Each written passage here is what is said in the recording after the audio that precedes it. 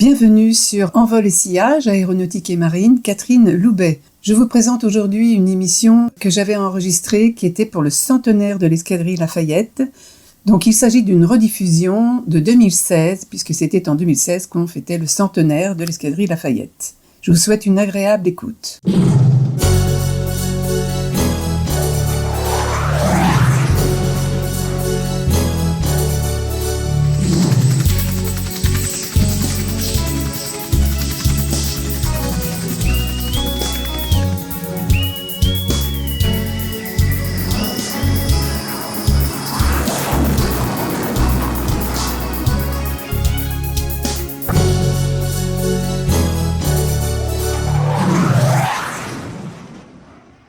Nous allons célébrer le centenaire d'une escadrille aérienne qui a ainsi vu le jour le 18 avril 1916 et qui vole toujours de nos jours. Une escadrille qui marque l'amitié entre la France et les États-Unis d'Amérique, un hommage à la liberté. Il s'agit de la célèbre escadrille Lafayette. Nous allons mettre le projecteur 100 ans en arrière pour évoquer ce moment historique. Et notre invité, le général Yvon Goutz, président de l'association des anciens du groupe de chasse Lafayette, nous fait le plaisir d'être notre guide. Bonjour général Goutz. Bonjour Catherine. Alors, pourriez-vous nous dire comment elle s'est créée et quel est finalement l'historique de cette célèbre escadrille? Bien sûr, puisque vous imaginez que cette escadrille me tient particulièrement à cœur. Ça a été d'ailleurs ma première unité de combat. Donc effectivement, on fête très bientôt, puisque nous sommes en avril, et ça fait 100 ans que cette escadrille a été créée. Elle a été créée le 18 avril 1916 à Luxeuil. Mais en fait, l'idée d'abord, et il a fallu qu'elle parte de très haut loin. Les premiers Américains qui étaient déjà en France, il y en avait quelques-uns qui étaient déjà pilotes, d'autres qui ne l'étaient pas, mais qui faisaient croire qu'ils l'étaient. Et ils ont tous voulu voler dans une même escadrille. Tous les Américains, donc, volaient dans une même escadrille. Alors ça n'a pas été simple. Les premiers qui se sont engagés, et ils ne pouvaient le faire que dans la Légion étrangère, autrement ils perdaient leur nationalité, donc ils se sont engagés dans la Légion étrangère, et ils ne sont pas allés tout de suite voler, parce que d'abord les Français, ils avaient déjà beaucoup de pilotes, peu d'avions, donc les Américains, ils les regardaient un petit peu d'un mauvais œil, comme d'autres étrangers bien sûr. On parlait de 5e colonne, on se méfiait un petit peu de ces gens-là, d'autant que parmi ceux qui disaient savoir piloter, il y en avait qui avaient menti et qui avaient eu des accidents avec des avions français, donc vous imaginez que les Français les regardaient d'un mauvais œil. Alors, donc cette idée remonte dès 14. Les premiers, suite à un manifeste signé par deux écrivains, un d'origine suisse, un certain Blaise Sandras, et un autre d'origine italienne, Ricciotto Canudo, ils ont fait paraître un article dans la presse le dimanche 2 août, donc tout à fait au début, lors de la mobilisation générale, dans les journaux Le Figaro qui existe toujours et Le Gaulois. Ils ont fait donc paraître un manifeste par lequel ils appelaient tous les étrangers présents en France à venir combattre aux côtés des Français. Donc certains étaient déjà pilotes, je vous l'ai dit, des Américains. Ils se sont engagés dans la Légion étrangère dès août 14. Ils n'ont pas été tout de suite dans une unité aérienne. Ils sont allés combattre dans les tranchées, au 2e régiment de la Légion étrangère.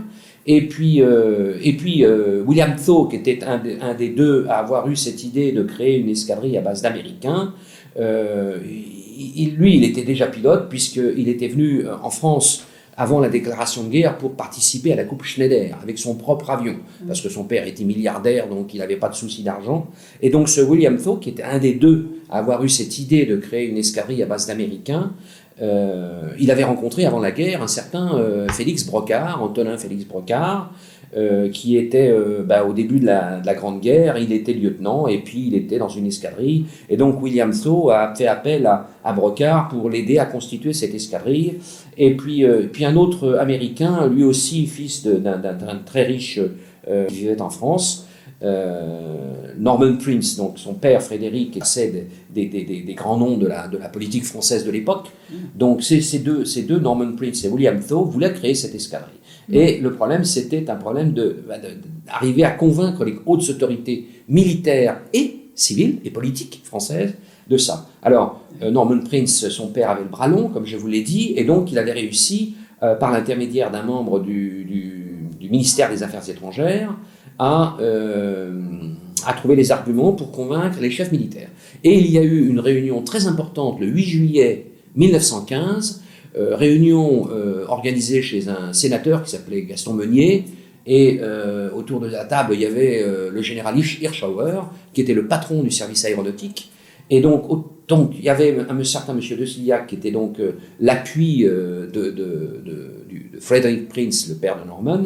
Et tous ces gens-là, ils ont dit, on va créer une escadrille. Alors, les escadrilles, ça a mis du temps, mais ils se sont arrivés. Alors d'abord, on a envoyé les Américains repasser des brevets militaires français, on va dire. William Thaw, bien sûr, n'a pas eu de problème, mais Bert Hall, par exemple, qui a été un des premiers, lui, il avait complètement menti, il n'était pas du tout pilote, et il a cassé quelques avions, comme je le disais tout à l'heure. Bon. Donc, on a formé ces gens-là, et pour finir, donc, il a été décidé, le service aéronautique a décidé de créer, le 18 avril 1916, à Luxeuil-les-Bains, sous commandement français, bien sûr, une escadrille qu'ils ont commencé à appeler escadrille américaine. Et cette escadrille américaine, donc, était commandée avec deux officiers français, un certain Georges Thénault, capitaine, et un certain lieutenant Delage de Meux, qui était son adjoint. Et donc, cette escadrille, c'était la 124e créée. Et donc, elle a commencé à vivre à Luxeuil, mais du fait qu'elle s'appelait escadrille américaine, et puis qu'en plus, ça avait un petit peu de retentissement dans le paysage français, les Allemands, ils ont tiqué, bien sûr. Ils ont dit, qu'est-ce que c'est que ces Américains qu'est-ce que c'est que cette escadrille américaine, alors que les États-Unis ne sont pas en guerre contre nous? Parce qu'il faut le rappeler, les États-Unis n'étaient pas en guerre. Et donc, ces premiers volontaires américains, c'est la raison pour laquelle ils s'étaient engagés dans la Légion étrangère. Et donc, cette escadrille créée la N-124. N, pourquoi? Parce qu'elle volait sur Nieuport 11, qui était appelé le bébé Nieuport, parce que c'était un petit avion. Un biplan. Un biplan. Et donc, de 80 chevaux, c'était pas il avait un petit moteur, mais bon, c'était un avion qui était, à l'époque, assez prisé dans la chasse. Et donc, les premiers Américains, donc, le capitaine Thénault, leur chef, a commencé à percevoir des avions. C'était donc des Nieuport 11, bébé Nieuport. Et puis, ils sont installés à Luxeuil. Alors, les premiers Américains, c'est ce qui fait un petit peu la différence, c'est ce qu'on voit quand on va au mémorial de l'escadrille à Marne-la-Coquette, j'y reviendrai, sur le marbre de cette immense arche, ce mémorial, il y a marqué 20 avril, parce qu'en fait, les Américains, les 7 premiers sont arrivés le 20 avril, donc à Luxeuil. Mais administrativement, l'escadrille est bien créée le 18 avril 1916, donc ça fera dans très peu de jours 100 ans. D'accord. Voilà. Et donc, enfin, cette escadrille est créée, les premiers Américains commencent à voler, les 7 premiers arrivent. Alors, les 7 premiers, je vais vous les nommer. Hein. Il s'agit de Victor Chapman, de Kiffin Rockwell, de James McConnell, de Bert Hall, de William Thaw, bien sûr, et de Raoul de Febvre un peu plus tard. Là, on en est à 5, 6, il en manque un, c'est Cody. Voilà. Donc, Prince est arrivé un tout petit peu après, mais enfin, on peut considérer que c'est un des premiers aussi à être arrivé à Luxeuil. Et donc là, c'était toujours l'escadrille américaine. Et c'était toujours l'appelée l'escadrille américaine. Alors, suite à l'intervention de l'ambassadeur allemand, un comte von Berchdorf, je crois, de mémoire, qui était à Washington, qui a dit au président américain, qu'est-ce que c'est on a dit, il faut changer le nom. Donc, ils se sont appelés escadrille des volontaires. Et puis, il y avait un patron d'un hôpital à Paris, là, qui était un Américain, un certain Edmund Gross, qui était un toubib, un médecin. Il a dit, mais pourquoi on ne donnerait pas à cette escadrille le nom Lafayette, en mémoire de ce marquis, de ce jeune marquis, qui à l'âge de 18 ans, s'était volontairement, bien sûr, il était très très riche, il avait hérité de ses grands-parents et de ses arrière-grands-parents d'une fortune immense. Il était orphelin très jeune, le marquis de Mortier de Lafayette, il était orphelin très jeune. Et donc, il s'est retrouvé à la tête d'une immense fortune dès l'âge de 12 ans d'ailleurs. Et il est rentré dans l'armée, et puis d'ailleurs contre l'avis de son beau-père, qui lui préférait trouver un poste plus près des autorités politiques, mais lui, Lafayette, c'est lors d'un dîner d'ailleurs où il avait croisé un Anglais, le vicomte de Gloucester, je crois. Et lors de ce dîner, l'Anglais parlait ce qui commençait à se passer aux États-Unis, qu'il y avait des gens qui voulaient chasser les Anglais des 13 premières provinces. Et donc, Lafayette s'est engagé. Il avait 18 ans. Et là, il a traversé l'océan Atlantique. Alors, c'est pas à bord de l'Hermione, j'y reviendrai, mais c'est une autre frégate, de croix qui s'appelait la Victoire. La Victoire. Et donc, traversé l'Atlantique et il s'est mis au service de George Washington. Il faut savoir que George Washington, lui aussi, ce que probablement peu de gens savent, c'est que George Washington, il a des racines françaises. Ah tiens. Il a, dans sa famille, il a des Huguenots originaires de l'île de Ré, qui ont d'ailleurs émigré aux États-Unis d'Amérique au tout début du XVIIe. Et donc, un certain Nicolas Martiaux, qui était donc de la famille de Washington. Donc, il avait des racines françaises. Comme des racines françaises. Autre chose importante, alors Washington avait 25 ans de plus que Lafayette. Hein. Donc, lui, c'était le chef militaire de ce que les Anglais appelaient les insurgents. Et donc, Lafayette, c'est un petit peu ce qui a marqué les Américains. Et ils sont, quand vous allez aux États-Unis aujourd'hui, Lafayette, il y en a partout, sur les places, sur les rues, sur les monuments, etc., même des villes. Donc, voilà. Et donc Lafayette, ce jeune marquis, a 18 ans, et c'est pour ça qu'on retient plus le nom de Lafayette, alors que Louis XVI avait envoyé quand même des troupes après, hein, qui ont, avec le Rochambeau par exemple, eh ben, on connaît plus dans l'histoire Lafayette que Rochambeau, et pourtant les militaires, ils étaient commandés par Rochambeau. Voilà. Oui, donc, pour en revenir à l'escadrille Lafayette, donc, le 6 décembre 1916, cette N124 s'appelle Escadrille Lafayette. D'accord. Alors, que s'est-il passé exactement donc, 18 avril officiellement, mais 20 avril pour les Américains. Et bien, il faut savoir qu'à Luxeuil, c'est là que a été donc stationnée l'escadrille Lafayette. Et son rôle à cette escadrille, on lui demandait de soutenir, parce qu'il y avait plusieurs unités sur le terrain de Luxeuil, dont une unité de bombardement qui était commandée par le capitaine App. Et donc, le rôle de l'escadrille Lafayette, c'était de protéger cette escadrille de bombardement quand elle allait faire des missions chez l'ennemi, de la protéger contre les avions de chasse et de mine. Voilà, ennemis. Donc, voilà sa mission. Et puis après, l'escadrille, elle a bougé tout au long de la guerre. Elle a notamment été à Verdun en 1916, et comme vous le savez, on va commémorer également cette année la bataille de Verdun, qui est une des grosses batailles de la Première Guerre mondiale. Et donc, l'escadrille Lafayette a effectivement participé à cette bataille de Verdun, et toujours dans son rôle, c'était la chasse, c'est-à-dire d'interdire le ciel au-dessus des terriens des gens de l'armée de terre française, d'interdire le ciel aux avions chasseurs aux bombardiers allemands. Donc, ils ont bougé sur le front, ils sont allés à Verdun, ils sont allés dans la Somme, ils ont fait, tout au long de ils sont revenus à Luxeuil, et ils sont repartis, enfin, ils ont bougé toute la guerre, et en fait, cette escadrille, elle a vécu pendant la guerre, donc du 18 avril 1916 au 18 février 1918. Alors vous allez me dire, pourquoi seulement 18 février 1918 alors que les États-Unis d'Amérique sont entrés en guerre le 6 avril 1917. Donc un tout petit peu moins d'un an après la création de l'escadrille. Seulement le temps, alors bien sûr les États-Unis ont déclaré la guerre à l'Allemagne le 6 avril 1917, mais ils ne sont pas arrivés le 7. Il leur a fallu du temps. Le général Pershing, qui était le patron de tout ça, il lui a fallu du temps pour amener tous ces hommes, et la plupart des grosses unités sont arrivées, en fait, on va dire, à la fin de l'hiver ou au printemps 18. Et donc, l'escadrille Lafayette, il a été décidé, les Américains ont décidé donc de prendre les pilotes américains dans une unité aérienne américaine, et cette unité aérienne, ça a été le 103e Pursuit Squadron, qui a pris les traditions et qui a été d'ailleurs confié à celui dont je parlais tout à l'heure, William Thaw. Ça a été le premier commandant de cette unité aérienne, la première unité aérienne de ce qui s'appelle aujourd'hui l'US Air Force, armée de l'air des États-Unis d'Amérique. Oui, parce que rien n'existait. Il n'y avait rien d'autre qui existait. Alors, il faut quand même savoir que au sein de cette escadrille Lafayette, commandée donc par le capitaine Thénault, en fait, des Américains, il y a eu que 38 militaires américains qui sont passés au sein de cette escadrille.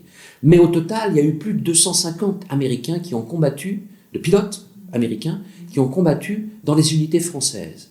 Et dans toutes ces unités-là, on a appelé tous ces Américains qui ont combattu dans les unités françaises de la Grande Guerre, on a appelé ça le Lafayette Flying Corps.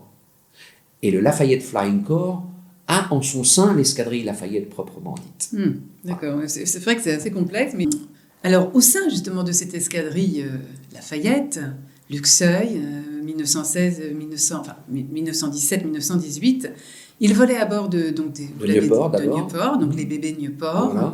Et après, ils ont été équipés d'un autre type d'avion, un Nieuport 17. Et à la fin de la guerre, ils étaient sur Spad. Voilà. Mais alors, il y a quelque chose d'important, c'est l'insigne. Oui, bien sûr. L'insigne. Alors, il faut savoir que toutes les unités aériennes, encore aujourd'hui d'ailleurs, toutes les escadrilles existantes encore aujourd'hui ont un insigne. Et ces insignes-là ont été choisis pour la grande majorité d'entre eux pendant la Grande Guerre, pendant la Première Guerre mondiale.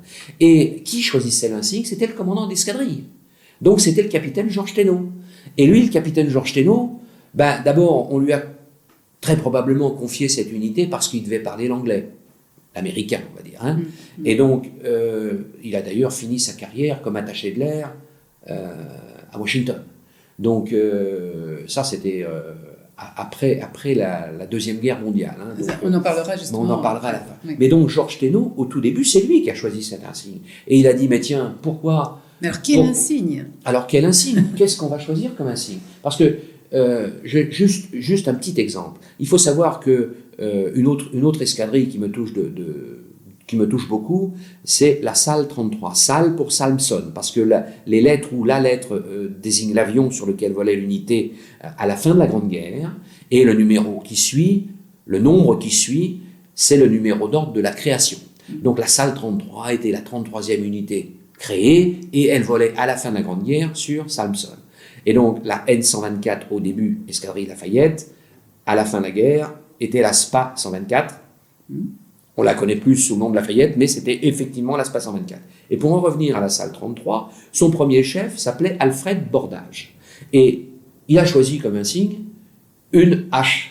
Pourquoi? Parce que si vous mettez juste l'initiale de son prénom, c'est la H d'Abordage. Donc voilà, il y en a beaucoup qui choisissaient l'unité en faisant un jeu de mots. Ouais. Mais il y en avait aussi beaucoup qui pensaient à ce qu'avait perdu la France pendant la guerre de 1870, l'Alsace et la Lorraine, et notamment l'Alsace. Et beaucoup d'unités aériennes françaises, encore aujourd'hui, portent une cigogne, symbole de l'Alsace, parce que les unités aériennes voulaient reconquérir cette Alsace qui avait été perdue en 1870. Donc, on a créé beaucoup d'unités avec des insignes qui étaient des insignes de cigogne. Georges Guinmer, pour ne parler que de lui, il a la SPA 3, troisième unité créée, une cigogne avec les ailes basses. Fonck, qui est l'as des as français de la Première Guerre mondiale, René Fonck, lui, c'était la SPA 103. C'est une autre cigogne. Elle a les ailes repliées. Voilà. Et je viendrai sur une autre escadrille qui a rejoint les Sioux tout à l'heure, qui est aussi une cigogne. Voilà. Donc voilà. Et donc le choix de Thénault, il a été naturellement une tête d'Indien.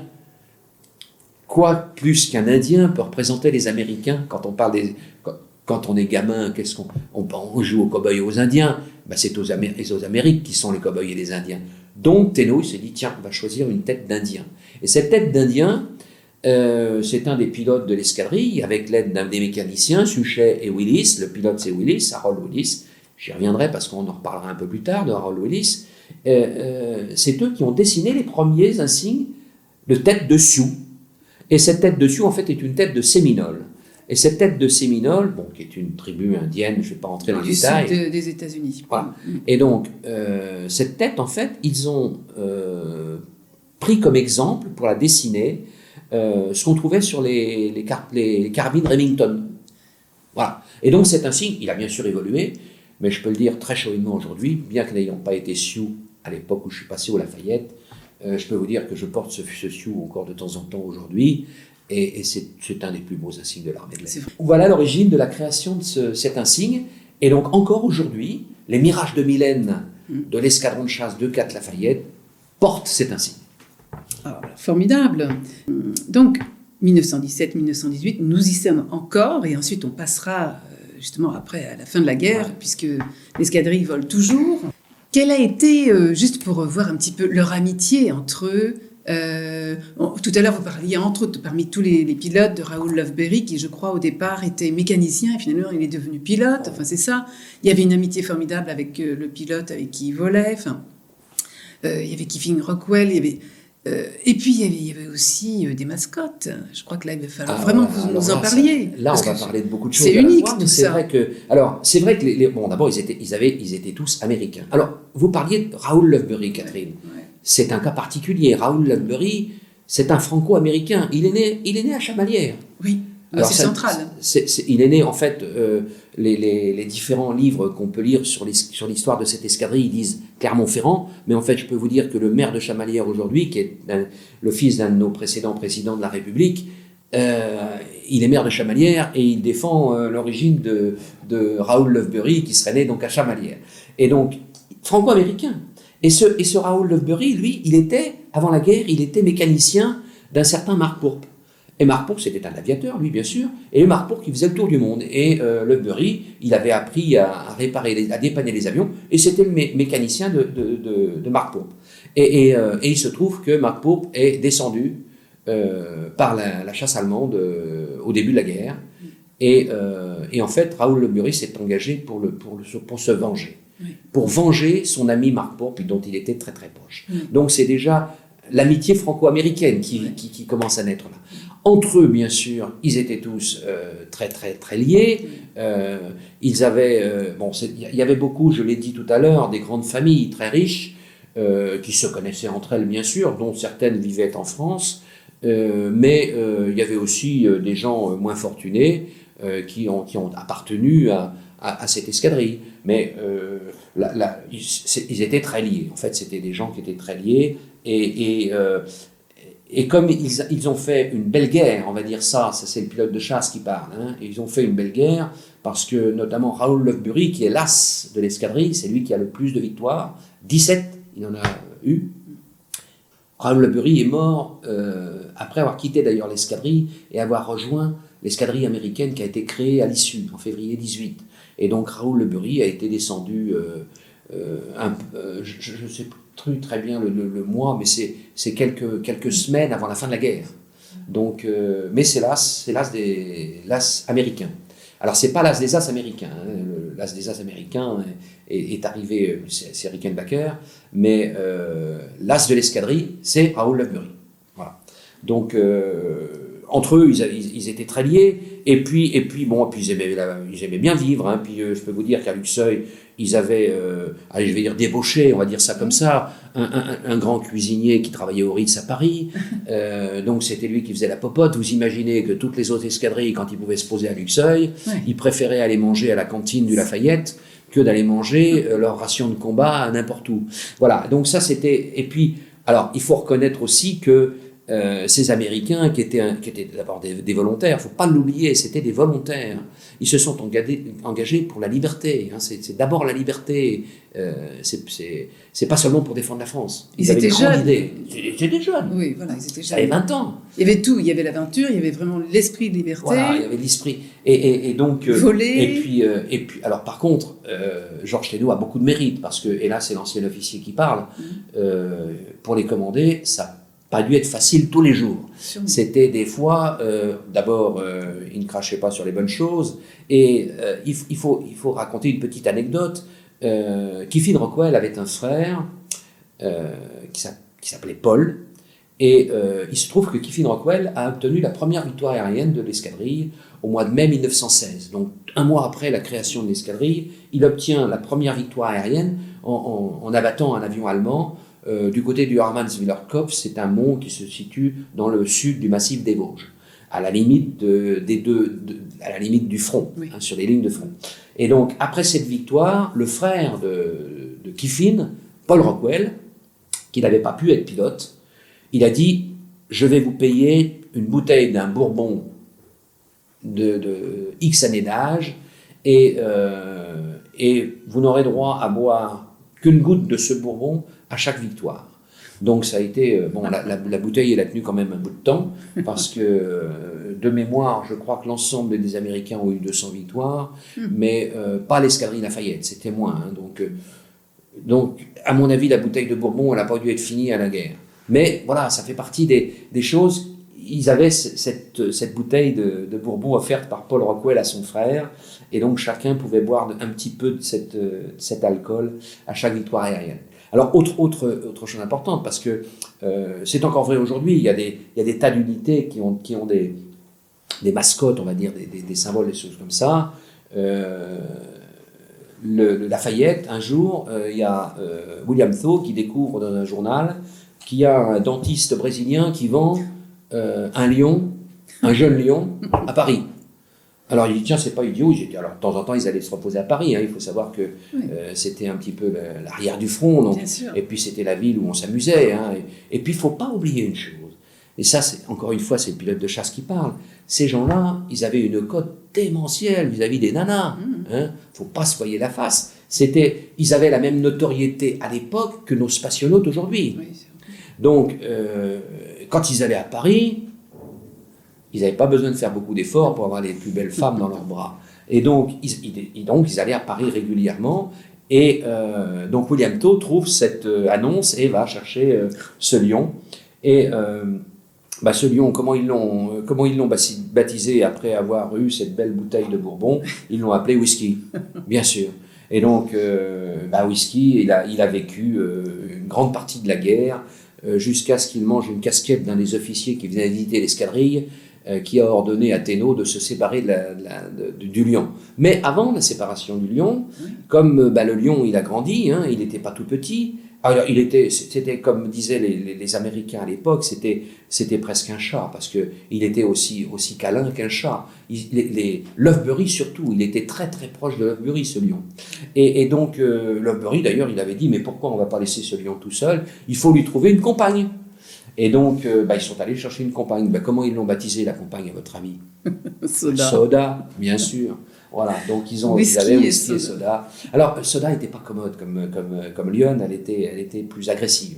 Mais c'est celui qui a mangé la casquette de l'officier qui venait visiter, je crois que c'est le commandant Fécamp, j'en suis pas sûr, mais il a bouffé la casquette du commandant. Ça fait pas propre, quoi. Hein. Donc, Thénault, il a dit, allez, il a dit à Thénault, vous séparez de ces deux. Et donc, ils sont allés ils ont été mis au zoo de Vincennes, je crois.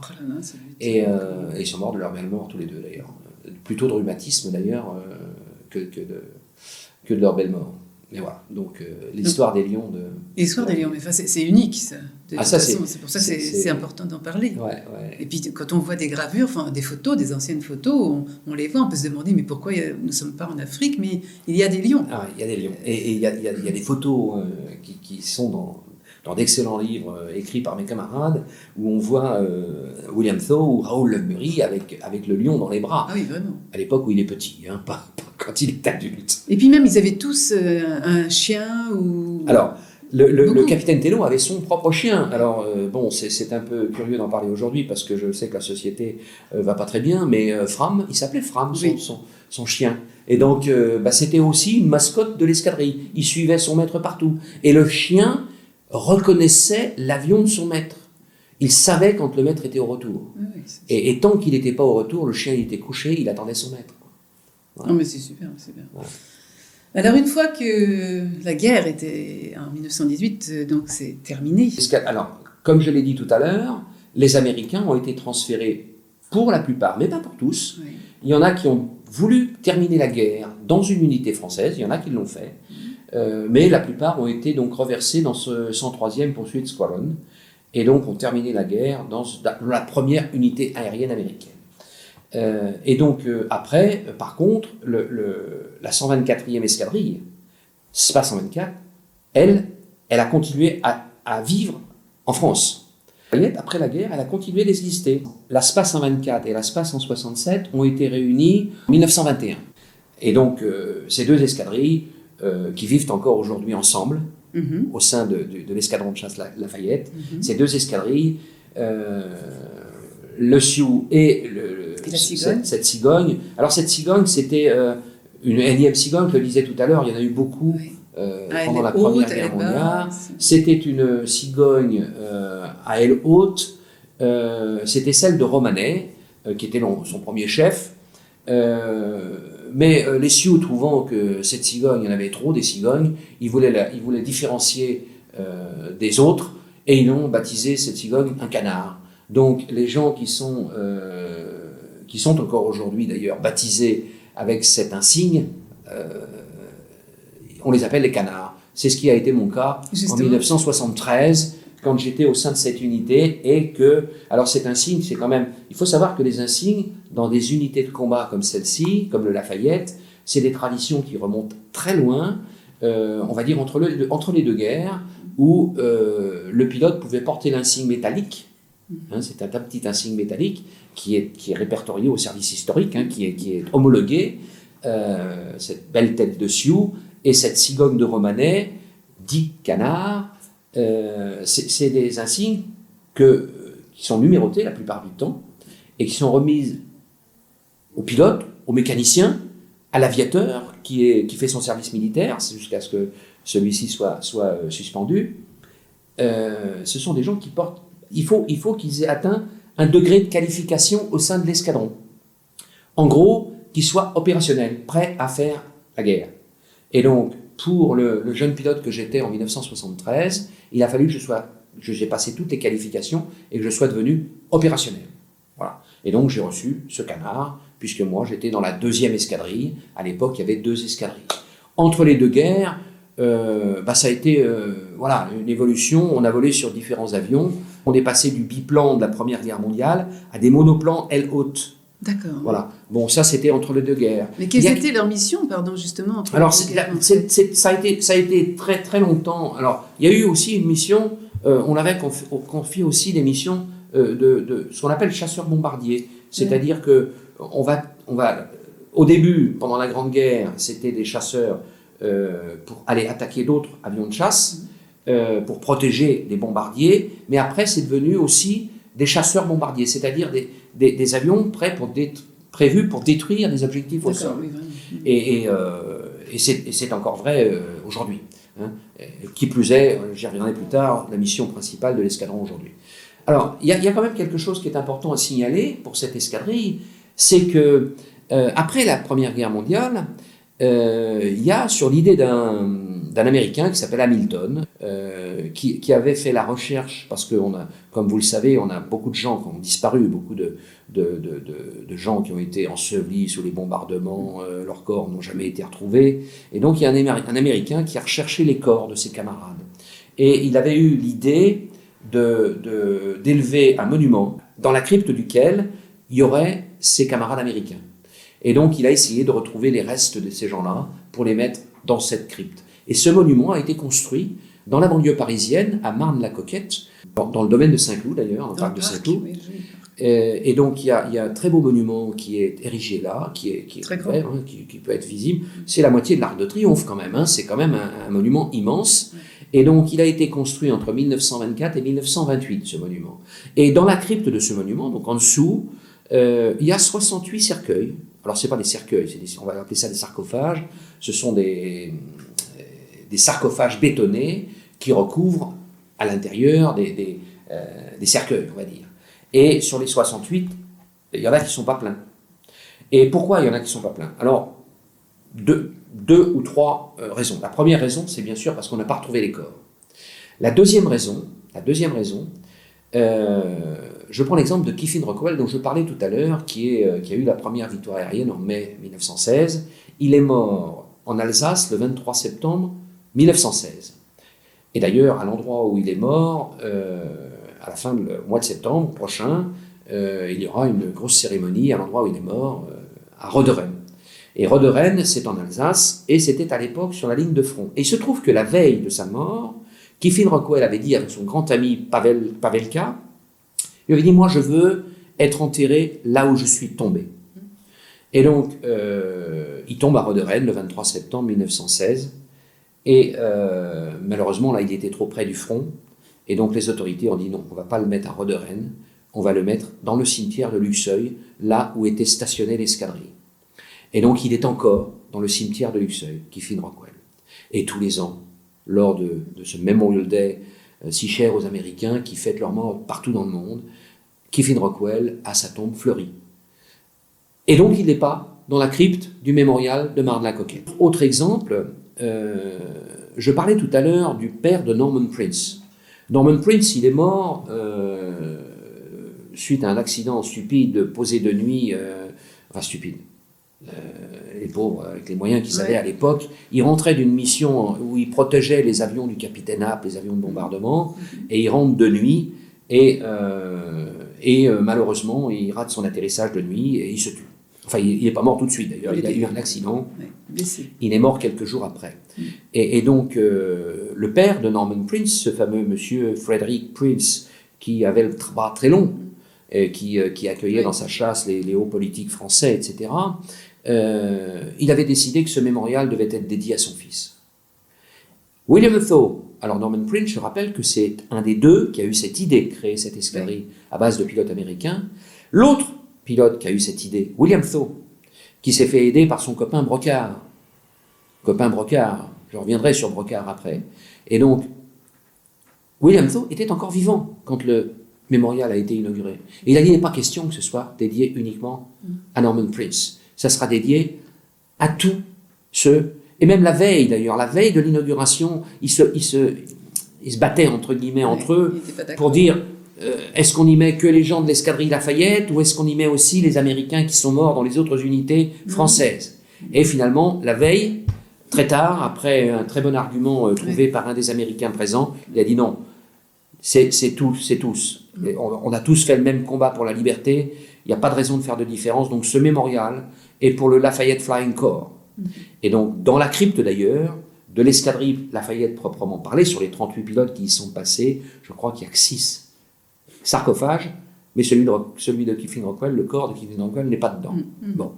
Et donc Norman Prince, il n'est pas là non plus, parce que Frederick Prince, le père, pas content du tout que ce monument ne soit pas dédié à son fils, il a dit, mon fils, il ne se reposera pas dans cette crypte, il est dans la cathédrale de Washington.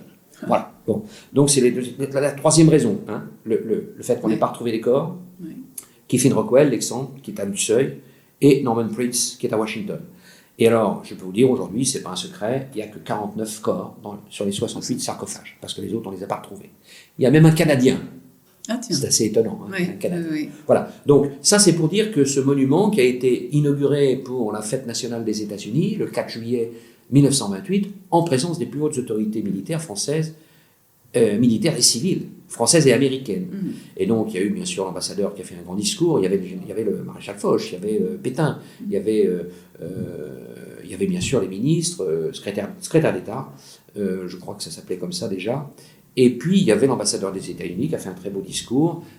Le seul chef de l'escadrille Lafayette pendant la Grande Guerre, Georges Thénault, qui était devenu lieutenant-colonel et qui était à Washington, déjà à l'époque. Il était à Washington. Je crois que c'est déjà à l'époque qu'il était à Washington. Parce que l'armée de l'air française n'était pas encore constituée. L'armée de l'air française n'était pas constituée. Elle a été créée que le 2 juillet 1934, donc 5 ans après, 6 ans après. Donc là, ce mémorial, tous les ans d'ailleurs, il y a une très belle cérémonie et j'invite nos auditeurs à assister à cette cérémonie. Mais le jour du Memorial Day, c'est-à-dire le Memorial Day, c'est le dernier lundi du mois de mai. Ça, c'est le jour que les Américains appellent le Memorial Day. Et bien évidemment, ils sont pas le don de l'ubiquité, comme il y a des mémoriaux un peu partout. Il y en a à Suresnes, il y en a à Bois-Bello, dans l'Aisne, il y a celui de Marne-la-Coquette, donc on ne peut pas faire une cérémonie le lundi à Paris, à Suresnes, etc. Non. Donc celui de Marne-la-Coquette, c'est traditionnellement le samedi qui précède le dernier lundi de mai. Voilà. Donc cette année, ça sera le 28, dans un mois et demi, ça sera le 28 mai. Voilà. Donc je vous invite à venir, je invite nos auditeurs à venir partager cette belle cérémonie. Voilà. Alors, à partir de 1934, l'armée de l'air a été constituée. Donc l'escadrille Lafayette, elle a continué d'exister. Elle a continué, bien sûr, pour d'autres missions, certainement. Alors, encore. C'était toujours un petit peu la même mission. Elle était dans des régiments. Elle était donc associée à cette deuxième escadrille, dite des Canards. Oui, avec les Canards. Et donc, Ils donc le sioux et les appartenaient canards. aux 35, les sioux et les canards. Voilà. Ouais. On les appelle pas spa machin et Non. spa, non. C'est les sioux et les canards. Et ce canard, encore une fois, rappelons-le, hein, c'est bien une cigogne. Hein. Cigogne, oui, oui. C'est la cigogne, c'est la SPA 167. Et donc ces escadrilles ont été regroupées dans des régiments, le 35e, le 24e, tout ça, ça a été des réformes au fur et à mesure. Et en fait, arrive la Deuxième Guerre mondiale. Oui. Et comme vous le savez, la Deuxième Guerre mondiale, il y a eu la drôle de guerre, bien sûr, et il y a eu, bien sûr, différents événements qui sont toujours très sensibles d'ailleurs, puisque le grand historien du Lafayette, hein, Jean Gisclon, qui a fait la Deuxième Guerre mondiale au sein du Lafayette, qui s'appelait à l'époque le groupe de chasse 2-5 Lafayette, c'est-à-dire le 2e escadron de la 5e escadre, le 2-5 Lafayette. Et donc, c'est au sein de cet escadron que Jean Gisclon, celui qu'on appelle encore aujourd'hui l'académicien ou l'historien du Lafayette, il a participé à cette guerre, et il a notamment, alors lui, il avait même participé à l'aide qu'avait apporté la France à l'Espagne. Et donc, ensuite, à la sortie de la guerre, j'y reviens, le Lafayette a participé activement, il a été, beaucoup d'unités ont été repliées en Afrique, qui étaient françaises. Hein. Je parle de l'Algérie, je parle du Maroc, de la Tunisie, c'était la France. Et donc, les unités, comme le Lafayette, d'autres, bien sûr, l'ont suivi, ont été stationnées, qui au Maroc, qui en Algérie, etc. Et donc, il y a un événement dont il faut parler, parce que bien sûr, le Lafayette, comme d'autres, a participé notamment, s'est opposé sous les ordres de Vichy au débarquement américain de novembre 1942. Comme je le rappelle à nos auditeurs, jusqu'au 11 novembre 1942, la France était découpée en deux. Il y avait la zone libre et la zone occupée. Et la zone, ça a été terminé suite au débarquement des Américains le 8 novembre 1942, ça a commencé. Et il se trouve que le Lafayette a été opposé, il était sous les ordres de Vichy, a été opposé aux Américains. On a perdu des pilotes du Lafayette contre les Américains. C'est quand même, il faut le dire. Bon. Heureusement, ça n'a pas duré. Et en 1943, un certain Harold Willis, dont j'ai parlé tout à l'heure, qui est un des deux dessinateurs d'un signe sur les Nieuport, de Sioux, le fameux Sioux, Harold Willis, qui avait un poste de responsabilité, il était devenu colonel dans l'US Air Force. Et donc, il était, après le débarquement, il accompagnait le général. Et donc, il découvre au Maroc une unité qui portait, alors ils étaient sur Curtis H-75, qui portait la tête de Sioux qu'il avait dessinée. En tout cas, celle qui découlait, parce qu'elle a un petit peu évolué, mais ces avions portaient la tête de Sioux. Et là, Willis a convaincu les autorités américaines, il a dit, cette unité, il faut qu'il soit équipée du P-40. Ils ont été mis sur P-40, ils ont été la première unité servie grâce à Harold Willis. Voilà. Donc, voilà. Bon. Et donc, après, le Lafayette a participé notamment à la libération de la Corse. Ils ont été stationnés juste au sud de Bastia, sur un terrain qui s'appelle Alto, alors où il n'y a plus rien aujourd'hui là-bas. C'est situé, on va dire, pas très loin de ce qu'est aujourd'hui l'aéroport de Bastia-Poretta. Et donc ça, c'était la libération de la Corse. Le Lafayette a participé à la libération de la Corse. Et donc, et un certain nombre de mes anciens, dont un rendu célèbre par le fait qu'il est considéré comme le premier leader de la patrouille de France, hein, le général de Lachenal, Pierre de Lachenal, qui a participé à cette guerre, avec Jean Gisclon, dont je parlais tout à l'heure, avec d'autres, avec le général de Montplanet, etc. Ces gens-là qui ont fait la guerre étaient stationnés à Alto, en Corse, et donc ont participé notamment à la reconquête de l'Italie, et puis après le débarquement en Provence. Donc tout ça, pendant la guerre, il y a eu bien sûr des morts pendant cette guerre. On a perdu un certain nombre de pilotes, hein, donc sur P-40, sur P-47 après. Et ces gens-là, il y a une plaque sur le monument dont je parlais tout à l'heure de Marne-la-Coquette, avec la liste des gens qui ont été perdus, appartenant au Lafayette. Là, je parle de groupe de chasse, Lafayette. Ils ont perdu donc des gens, et il y a une plaque commémorative avec le nom de tous ces gens qui sont décédés pendant la Deuxième Guerre mondiale. Et donc le Lafayette, il a participé à cette libération de la France, hein, d'abord bien sûr au débarquement en Provence en août 1944, et puis à remonter jusqu'en Allemagne. Hein. Le 1er juillet 1947, donc 2 ans après la fin de la guerre, le groupe de chasse 2-5 Lafayette a été nommé groupe de chasse 2-4 Lafayette. Groupe de chasse 2-4 Lafayette. Et il a été appelé le 1er novembre 1949, excellente année, il est devenu l'escadron de chasse 2-4 Lafayette. Donc depuis le 1er novembre 1949 jusqu'à aujourd'hui, oui, il s'appelle l'escadron de chasse 2-4 Lafayette. 2e escadron de la 4e escadre. Voilà. Alors d'ailleurs, sur les drapeaux, on voit, sur les fanions. Alors bien sûr, chaque escadrille, à la création des unités pendant la Grande Guerre, à chaque fois qu'une unité était créée, lui était donné un symbole. Oui. Je l'ai dit, le chef choisissait un symbole. Je parlais de Bordage qui avait décidé d'avoir une hache, en fait c'est une francisque rouge. Oui. Ça c'est la salle 33. Et donc il y a un petit fanion qui est donc, c'est pas un drapeau, hein, c'est un fanion, c'est-à-dire quelque chose de triangulaire, et sur lequel, alors une couleur particulière, par exemple la tête de Sioux, elle est sur fond vert, et le canard de la SPA 167 est sur fond rouge. Donc voilà, ce sont deux unités, deux escadrilles avec leur emblème qui sont sur un fanion. Donc chaque unité a un fanion. Et l'escadron, lui aussi, il peut avoir un fanion. C'est pas toujours le cas. Il y a même certaines unités très particulières, comme le régiment Normandie-Niemen, qui lui a même un drapeau. Enfin, ça, c'est un peu particulier. Mais en fait, chaque unité a un fanion sur lequel il y a le symbole. Et sur les avions, donc le Sioux avait le Sioux, mais et le canard alors c'est ça.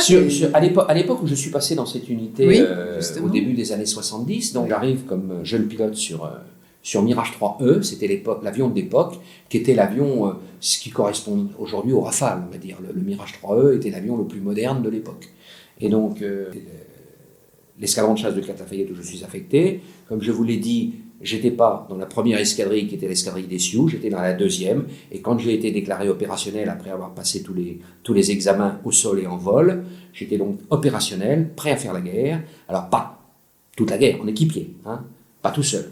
En équipier, parce que l'escadron n'était pas encore nucléaire quand j'y suis arrivé. Et donc, quand j'ai été déclaré opérationnel, moi, j'ai reçu mon insigne, le canard, le fameux canard. Et j'ai eu bien après le Sioux, mais je le raconterai tout à l'heure.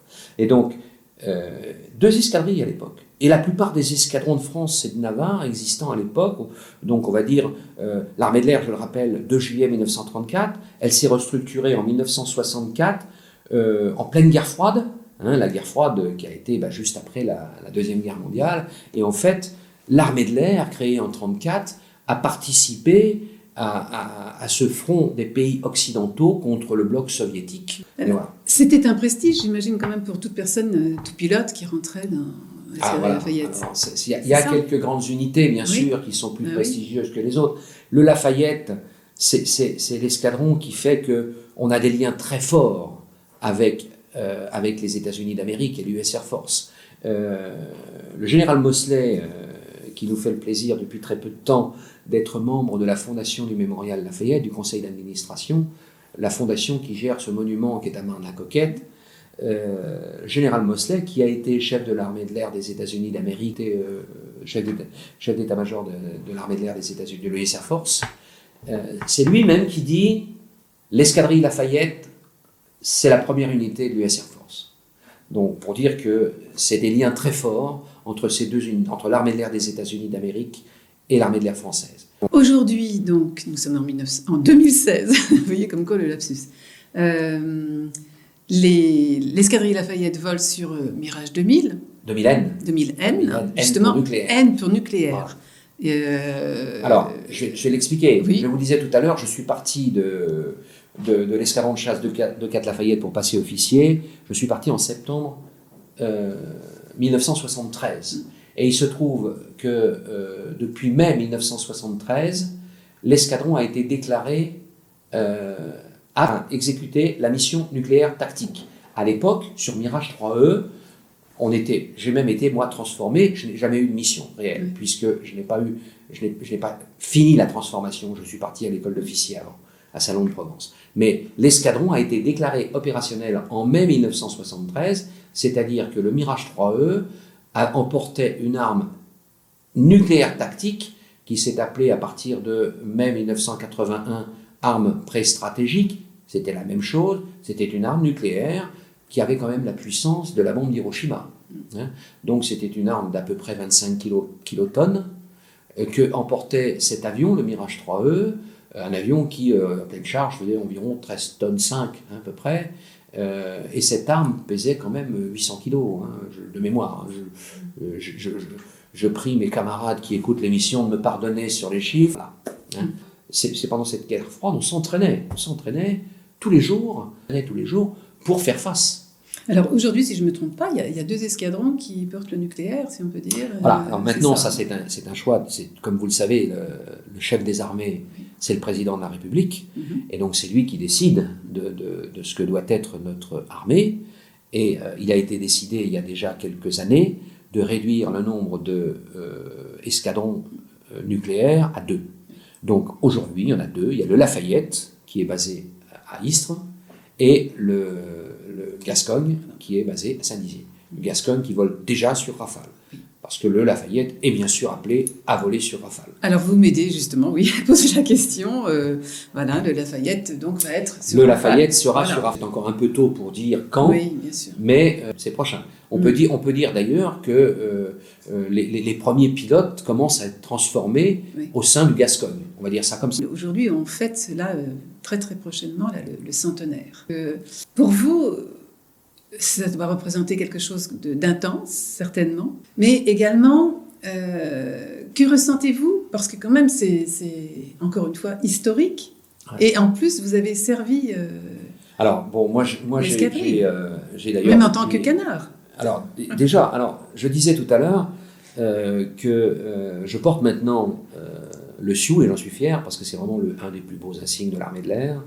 Et en plus, c'est celui du Lafayette, donc je suis d'autant plus fier. Je suis toujours très fier d'être canard, bien sûr.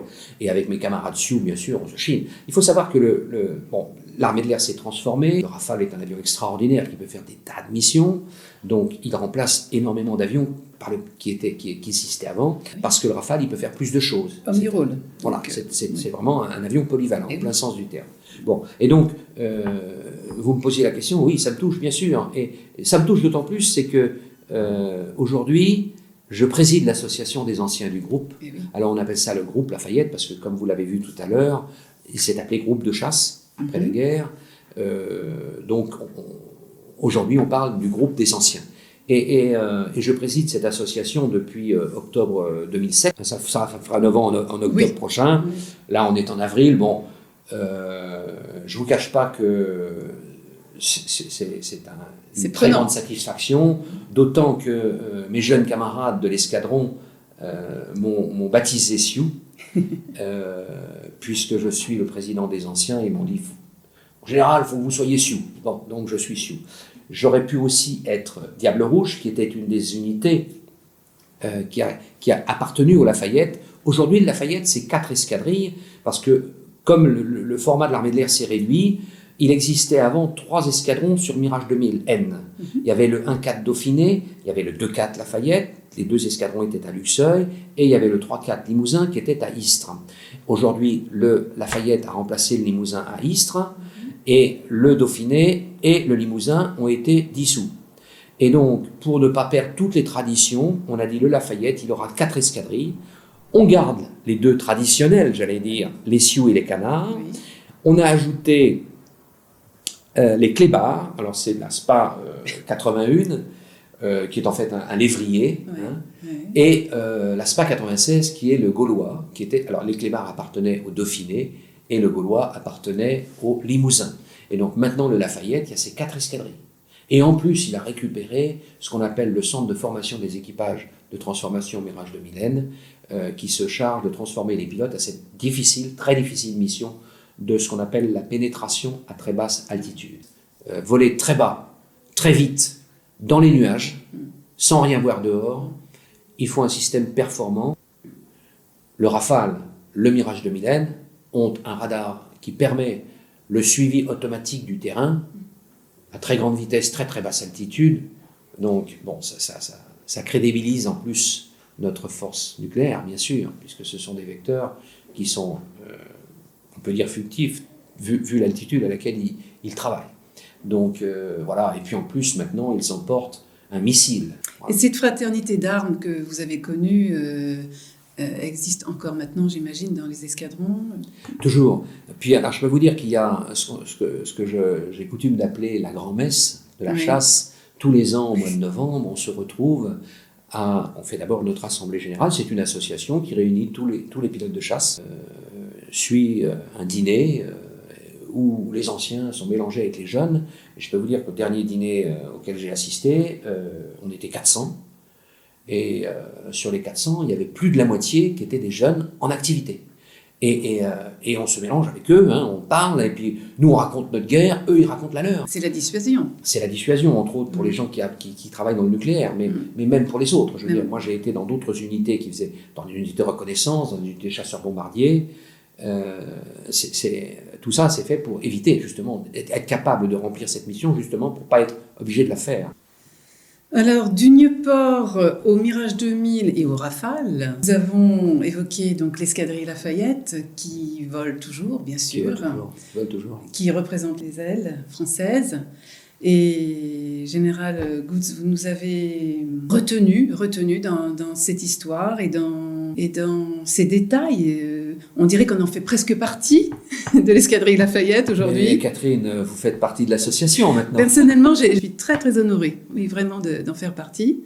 Parce qu'on ressent aussi, c'est vrai, une fraternité d'armes, même si on est civil. Nous pouvons dire à nos auditeurs d'aller voir et de rendre visite au mémorial de l'escadrille Lafayette qui se trouve à Marne-la-Coquette, non loin de Paris, bien sûr.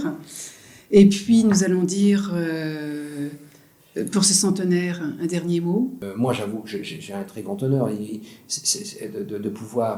de pouvoir rendre hommage à ces premiers pilotes américains qui se sont engagés. On ne leur demandait pas, ils l'ont fait d'eux-mêmes, volontairement, comme le marquis de Lafayette. Voilà. Donc c'est ça la plus belle chose. Et je précise que la fraternité d'armes qui existe entre les Américains et les Français, elle ne se limite pas qu'aux pilotes. On a des échanges avec les mécaniciens. C'est un monde un peu fermé. Bon, Catherine, vous faites un peu partie, enfin, vous faites pleinement partie d'ailleurs de l'association depuis un an maintenant. Vous avez vu qu'il y a cette fraternité d'armes. Bien sûr, on se chine entre les Sioux et les Canards, entre les Diables Rouges, les Gaulois, les Clémards, etc. Mais c'est toujours dans la bonne humeur, Donc, et je suis très fier d'être encore le président de cette association pour le centenaire. Alors, si vous le permettez, il y a une tradition aussi à la chasse. Quand on termine... Quand on termine, alors, il y a tout un banc et ça, c'est nos grands anciens qui nous l'ont fait. Bon, il faut le faire avec un verre dans la main, donc ça va être difficile de le montrer à la radio. Avec un verre dans la main, oui. La main gauche avec le verre, et puis la main droite sur le cœur. Voilà, oui. Et puis, on a un certain nombre de choses qui sont dites au fur et à mesure, dont les escaliers qu'on monte, etc., etc. Donc on va pas tout dire. Et à la chasse. Et on termine en disant « Et à la chasse, bordel !» Nous remercions le général Goods pour cette pépite vraiment historique du centenaire de l'escadrille Lafayette. Et chers auditeurs de Envol et Sillage, Aéronautique et Marine, je vous dis à très bientôt pour de nouvelles interviews.